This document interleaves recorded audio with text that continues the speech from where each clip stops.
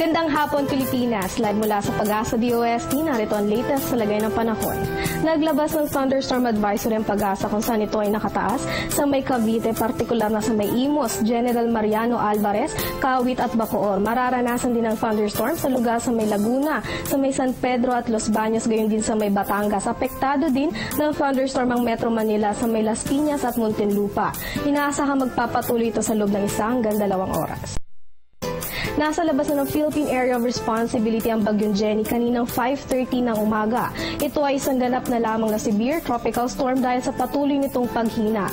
Ang Bagyong Jenny ay huling namataan sa bisini ng Quanzhou Province sa China na may layong 595 kilometers northwest ng Itbayat, Batanes. Patuloy pa rin itong tinatahak ang direksyong pa west-northwest sa bilis na 19 kilometers per hour. Bagamat wala na sa loob ng boundary ang Bagyong Jenny, patuloy pa rin itong hinahatak ang hanging habagat na nakakaapekto ngayon dito sa may Luzon. Maulap na may kasamang mahina hanggang sa katamtamang pag-ulan at isolated thunderstorm ang mararanasan dito sa may Metro Manila.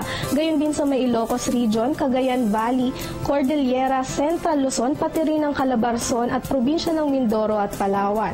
Habang bahagyang maulap hanggang sa maulap na may kasamang isolated thunderstorm ang mararanasan sa natitirang bahagi ng bansa.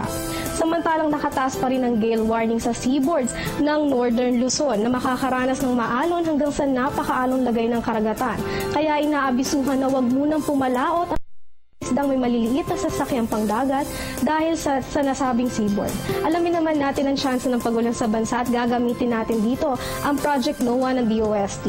Sa ating nakikita, malaking bahagi ng bansa kabilang dyan ng Visayas at Mindanao ay may 0 to 20% chances of rain. Ibig sabihin ay mababa ang chance ng pagulan sa nasabing lugar. Samantalang dito sa may Palawan, gayon din sa may La Union, Benguet, Cagayan Valley at gayon din sa may Camarines Sur ay may 30 to 50% chances of rain. Ibig naman sabihin yan ay bahagyang mataas ang chance ng pagulan sa nabanggit na lugar. Ang mga datos na ito ay nagbabago kada 4 na oras, kaya para lagi tayong updated, bisitahin lamang ang Panahon TV website at puntahan ang link ng Project NOAA. Dahil isang araw na lang ay buwan na ng Oktubre, alamin natin ang weather system na ating maaaring maranasan sa susunod na buwan. This October, meron pa rin tayong 2 to 3 na bagyo o tropical cyclone na maaaring maranasan. Gayon din ang posibilidad na may mabuong low pressure area o LPA. Maaari din nating maranasan ngayong buwan ng Oktubre ang pag-ulan dala ng Intertropical Convergence Zone o ITZZ.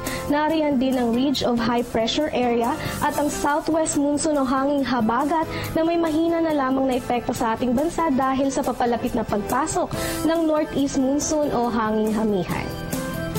At yan ang latest sa lagay ng panahon. Manatiling nakatutok sa Panahon TV kung saan walang pinipiling panahon ang pagbibigay impormasyon. Ako po si Rachel Pelayo. Magandang hapon.